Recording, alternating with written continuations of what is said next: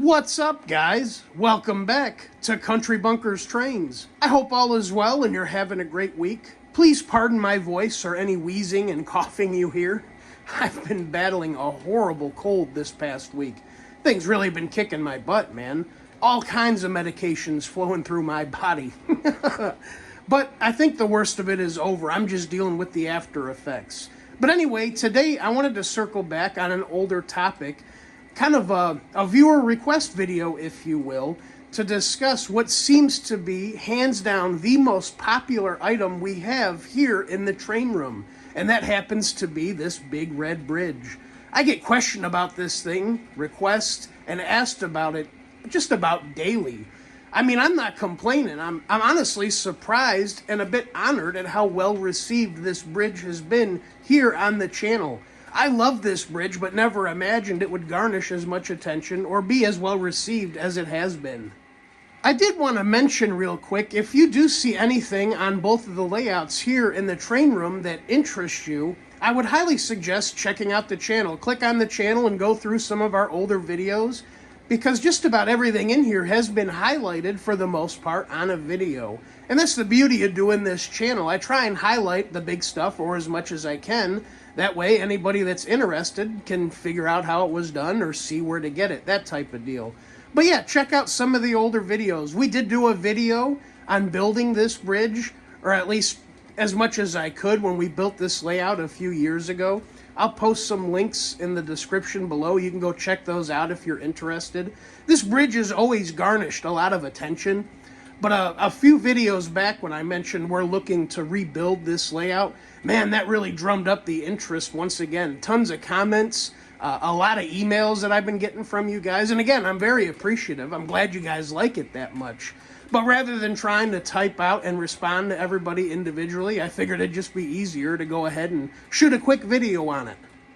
This poor bridge is looking awfully dusty and forgotten. Since this layout is coming down soon, I've been neglecting the normal upkeep that I usually do on this layout. It's looking pretty rough. But hey, it's all good. It's coming down soon anyway. It is what it is. But to get to the main questions on this bridge, the first one I get from a lot of people is, where did I get the bridge? Did I buy it somewhere? Did I make the bridge? Did I have somebody make it? And the short answer is, I did build this bridge. It's not something you can just walk into a store and pick up. But the good news, all the stuff I used to build this bridge is easily accessible and available to anyone who might want to make one of their own. The second main question I get asked about this bridge soon after the first one is, how much did this bridge cost? And honestly, a real-world answer to that is roughly $800 to build the red sections or red bridge that you see here. We probably just lost 90% of the viewers. But no, keep following along if you're truly interested. No, it's not a cheap bridge to build. It's not super budget friendly or anything like that. Not $150, $200, or $300 piece. Now, a lot of people might want to argue, you could scratch build something like this much, much cheaper. And I'd agree with that. Yeah, I'm sure somebody could. But, I didn't want to take the time and spend months and months or weeks and weeks scratch building and trying to build something that I don't think I could get nearly as nice as this one. So a lot of that price you're paying is for convenience. You buy the pieces, assemble it, and you're able to have a bridge like this within a weekend. I've almost been cussed out a few times on email. People reach out real interested and curious about the bridge, and I'll send them the links. And then soon after I get an email back, "Oh, that's ridiculous, that's silly. All that just for a bridge? You're out of your mind." Hey man, don't get mad at me. I don't sell this stuff. I don't make the prices. You asked, and I provided. So I understand, a lot of people might not be interested in that price. But again, it is what it is. It's the O-scale hobby. Nothing in this hobby is necessarily cheap. Now, the base or deck of the bridge is made or cut out of 1/2-inch MDF board. This is actually what's called out and recommended for use with these bridge side plates that I used, which we'll go over here in a minute. But as you can see, the area where you attach these plates to is specifically designed just for this 1/2-inch MDF board. It fits all together perfectly. You can find this stuff at any of your local home supply stores, Home Depot, Lowe's, Menards, so on and so forth. I want to say at the time when I built this bridge a few years ago, I had to use 2 sheets of that MDF board, and I want to say they were 35 bucks a piece. I don't know what the current pricing is. I haven't bought any of this stuff since building this bridge. I probably should start looking it up because I'm going to have to rebuild it once again. But yeah, just to give you a rough idea, 2 sheets of 1/2-inch MDF at 30 to 35 bucks a piece. To cut out and build the various sections of the bridge, I laid my track work down on the MDF and then took my largest engine that I planned on running on this particular loop, which happens to be 054 curves. My GS4 Daylight was the largest engine I had at the time that would run on 054, and hell, I think that's still the case. But I used this to make a template for clearance for the deck or base of the bridge to attach the side plates to. This is an important step. You want to make sure you have enough clearance for your engine to run around without not running into or hitting the bridge side plates or the handrails on the bridge. A jigsaw was used to cut out the various sections and radiuses on the bridge itself. You might not notice it quickly glancing at the bridge, but if you look close enough, you'll notice on the curves, the radius of the bridge actually expands. Here in the curves, I want to say the deck of the bridge is like 7 inches wide. And then as it gets back into the straights, it comes back down to about 5 or 6 inches wide. This is because of that big daylight. That's a big girl running on these tight 054 curves. It has a lot of overhang when going through the curve. So it needs a lot more space on these curves for clearance of the engine. But of course, when on a straightaway, it doesn't need all that clearance because it's not swinging out at all.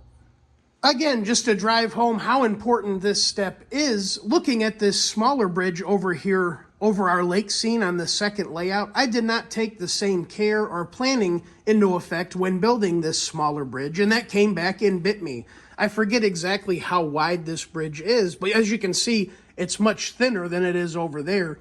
And due to that, unfortunately, that daylight will never be able to run on this upper loop over here. It's just too tight. This too is 054 curve, and when that thing comes through here, the ladders and some of the pipework on the back of the engine swing out and drag against the bridge, and it even gets it hung up. So like I say, that engine will never be able to run on this upper loop on this side of the second layout. Next up are the piers or the supports for the bridge. To be honest with you, these are kind of the eyesore of this bridge in my personal opinion. I don't know, they're just not the prettiest things to look at. They kind of stand out a little bit. In the past, I used to use 1x2 for my bridge or elevated track supports, and it was just too bulky for me. The 1x2 works really good on a post-war or toy-like layout or setup, but when running these scale trains and trying to build more of a high rail or scale type layout, these simple 1x2 or even this, I think this is 1/2 inch by 3/4 inch trim wood just kind of stand out, and they don't really play the part quite that well.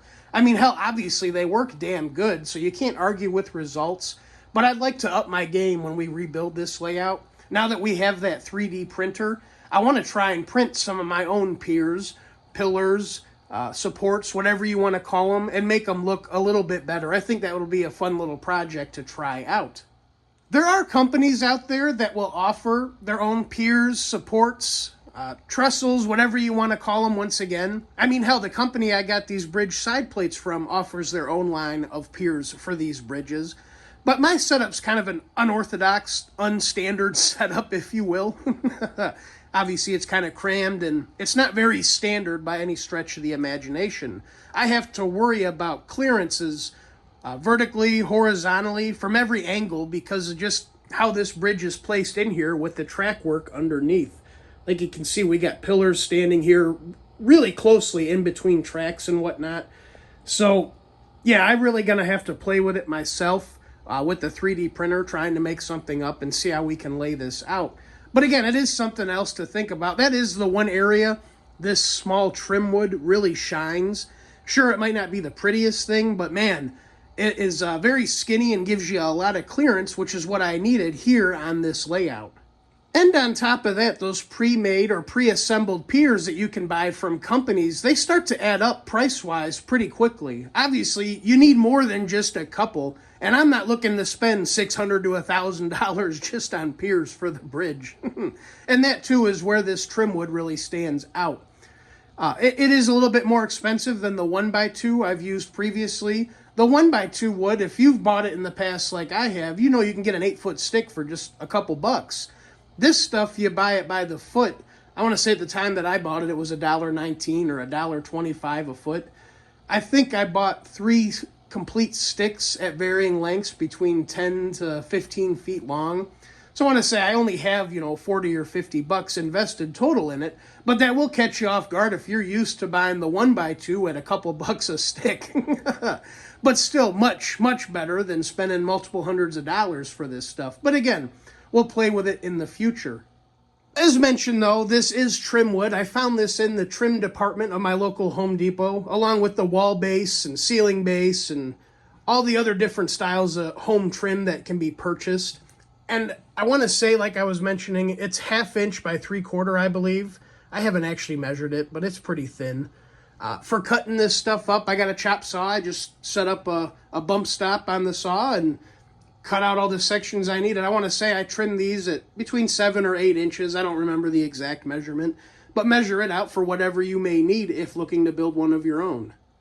And now we get to the main attraction or appeal of this bridge, and that is the bridge side plates used to form the bridge. Now, I call it bridge side plates, but the place I got this stuff from calls it truss rail. This came from TWtrainworx. They have 2 designs of this truss rail. This is R31. I don't remember the number of the other one, but they do have another design that you can get from them. This comes in 8-foot long sections, or sticks, if you will. And I believe it is 1/8 inch or 3/16 inch ABS plastic. It's very flexible and conforms to any shape that you need. Very pliable, as you can see, for around our curves. Now, it does come in bare black ABS plastic, as mentioned. And as you can see, you can cut it and form it to any shape and size that you need. We have 2 different sections joining up right here. And we got this stuff bending around all our radiuses and curves as needed. Again, it's really some nice stuff. Now, this is where a lot of the price complaints come into play. This is some expensive stuff. Again, they do come in 8-foot long sections, and they're $70 per section. I ended up having to use 9 complete sections to build this whole bridge. And without tax and shipping, that right there is 630 bucks. Shipping is a little expensive on this stuff too, because again, it is pretty big, 8-foot long. And I messed up. I had to do 2 shipments because I didn't order enough the first go around. So that can come back and bite you too. I think they will give you a discount if you order a certain number or pieces of this stuff, but I do not recall that offhand at the moment. For attaching this truss rail to the MDF board, TWtrainworx recommends gluing it to the MDF, but to be honest, I wasn't super crazy about that. I haven't had great success with glue in this style of application in the past, and on top of that, it would be a big mess, and you have to have a bunch of clamps to clamp the truss rail to the MDF. I thought that would have been a nightmare. On top of all of that, I didn't really trust the glue. I mean, this is somewhat of a permanent structure here in the train room. Sure, it's coming down, but it's been up for a few years, and I was afraid over time that glue would let go. We get a lot of sun in this room. It's a sunroom, obviously, so I was worried the sun could possibly dry out the glue and it could let go. On top of that, we have the trains running. The vibrations might have worked the glue loose. I didn't trust it. So I went the old school way. We just screwed it to the MDF wood. I drilled out the holes on the ABS, and I use a countersunk bit because we were using countersunk screws to route out the hole to get these screws nice and flat. And that's how I attached it to the MDF. And as you can see, we've had 0 issues with it throughout the past few years, and that's exactly what I wanted. There is one small drawback or issue with using the screws over the glue. It's very minute, and you probably wouldn't even notice it unless I pointed it out. But I do want to point it out because it is somewhat of an issue. But, using a jigsaw, cutting this base out of the bridge, you don't always get the most perfectly straight edges and perfect curves and whatnot. There's tiny imperfections. And as you can see, since this stuff is not glued to it, you get little gaps in certain areas around corners. I don't know how well you guys can see this gap right here. Down this straightaway, you can see there's quite a bit of a a gap right there. So you do get little gaps here and there and whatnot. But I mean, you really have to look for them or be standing right on top of them to see it. So I don't see it as a big issue. But if it's something that concerns you, it's something to think about of using the glue versus the screws. But I still stand by the screws all day. I think this is a much better way to install this stuff rather than glue, personally. For painting the bridge, I went with Rust-Oleum Cranberry Red. I wanted to stand out and be a little bit different. Everybody always seems to use black or green. Not that I blame them, but I just wanted to be different at the time. This red color on this bridge really stands out, and it's become a standout feature of the channel here. I'm not going to lie, though, when we rebuild this layout, I'm probably going to switch it to black just to be a little bit more prototypical and realistic, but I did really enjoy this red bridge for the time being. I went through a lot of painting this bridge. That MDF really soaks up and absorbs the paint. I think it took 5 or 6 coats of paint before it would finally stop absorbing it and I could actually get a layer of paint on it. Kind of hard to do because the ABS, that stuff, the paint wants to almost run off of it immediately. So yeah, it can be a little bit of a bear. You might want to try and prime the MDF before you fully assemble the side plates on it. That way you can paint it all in one fair swoop and not have to worry about that MDF soaking up all the paint. I think, like I say, I went through maybe 6 or 7 cans of this stuff. Not that that's a big expense, but hey, that's another 40, 50 bucks right there. The last big question on this bridge that I get asked about a lot is this type of track that we used on it. And yes, as you can see, we used good old tubular track. This is actually some Menards tubular track. There are a few reasons why I use this track. The first one being, I already had it on hand. It was essentially free to use. And hey, anytime you can save a buck here or there counts, doesn't it? So yeah, that was a big plus. A lot of you might remember the second layout behind us here used to be an all tubular track post-war style layout. That's where a lot of this track came from. But it wasn't just because I had it on hand. The second reason was the original plan for this elevated loop of track, or this bridge, was to be a subway line. That's right. Originally, I wanted to get a subway to run up on this top track. We'd have our regular trains running on the loops below with the subway up top. Well, obviously, that never came to be. I have yet to pick up a subway to run on this. It's a little unfortunate because that was the original intent or plan. But yeah, I thought this tubular track worked really well for a subway or an L train type of setup. You know, on a subway or L train, you don't really see the normal roadbed that you do on regular track in use, the ballast and whatnot, so on and so forth. Or if it is used, you don't really see it. It just looks like a platform with some track placed on top of it. And this tubular track really plays that off because that's exactly what it is. I thought it would work perfect for that. Again, unfortunately, we never used it in that genre or in that way, but luckily, the rest of the trains here look just as good running around on it. This video turned out a lot longer than I originally anticipated. But I really wanted to answer any and all of your guys' questions regarding this bridge. And I hope I did. If you have any other questions, let me know in the comments below. But I do believe that covers literally everything on this particular bridge. What do you guys think? Are you still loving the bridge? Would you like to build one of your own? Again, let me know in the comments below. And if you do end up building one, shoot me some pictures. I'd love to see them. Hell, maybe in the future we can do a possible viewer bridge build-off video series, in a sense, if you will. Show off your guys' creations and check out what you've built. But anyways, guys, I hope you did get something from this video. I hope you enjoyed it. If you did, please make sure to like, comment, and subscribe. It would be much appreciated. As always, my name is Zach, and this is Country Bunkers Trains. Y'all take care. I'll see you the next go-around.